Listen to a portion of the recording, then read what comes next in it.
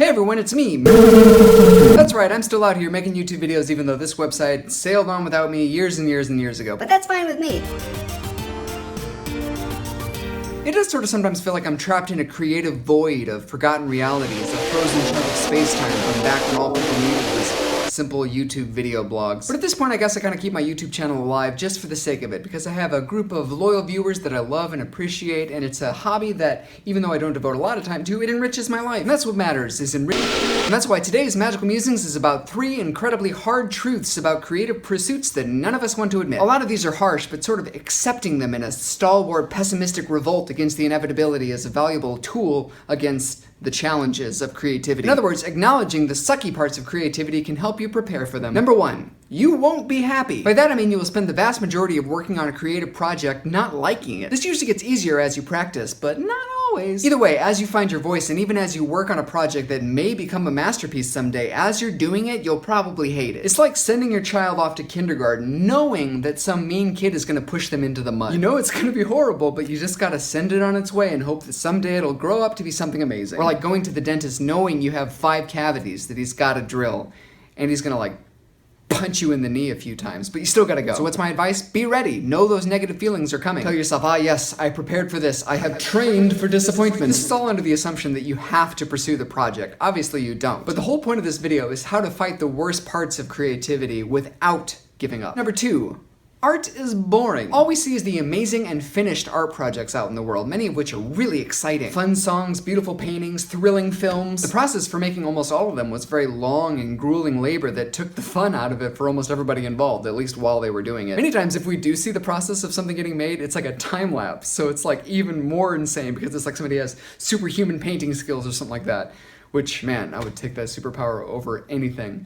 Well, no, ice breath. In reality, it's a terribly slow and uninteresting experience. Now, a lot of it depends on your brain chemistry. Like, I enjoy the sort of monotony of painting, and that's just my lucky brain chemistry. But that won't be true for most people, probably. So just sort of acknowledge the bad luck of your brain chemistry and embrace the boredom. And finally, hard truth number 3, your dreams will be crushed. This isn't a given, of course. In fact, I fully support you, and I believe that anyone can achieve some recognition and success for almost any creative project they have. My point is just that most projects go nowhere, and it might be healthy to acknowledge this. So you have to ask yourself this question: is it worth doing this if nobody ever sees it? If the answer is yes, in the sense that I would still do this even if it fails in the traditional sense and nobody cares about it, then you've passed the test. You have become a true artist. I don't know. If the answer is yes, you value your work for the sake of the work. You won't even have a chance of success if you aren't willing to do it and let it fail. If you're only making something in the hopes of achieving some grand viral fame, then you might want to sort of reprocess the mindset you've got going on. Or at least tread lightly, because you could be devastated and discouraged. It's like a friend of mine said that they were considering being a firefighter, and I was like, are you truly willing to do this heroic and amazing job at the risk of dying horribly in a fire? And they said,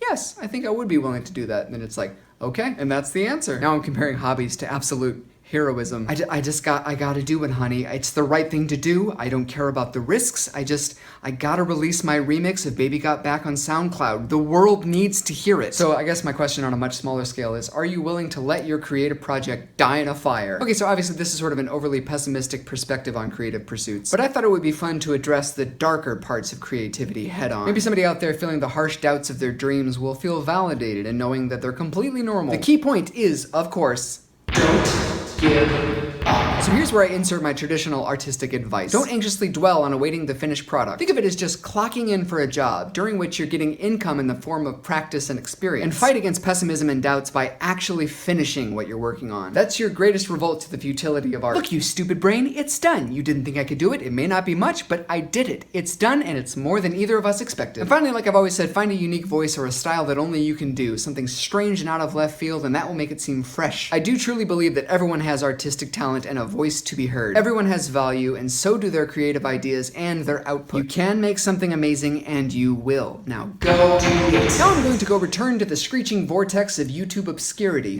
Don't work too hard out there. I know I won't. Don't forget to like and subscribe and click the notification bell and do all the doohickeys and widgets that try to control the mathematical monster of YouTube that's devouring us all alive.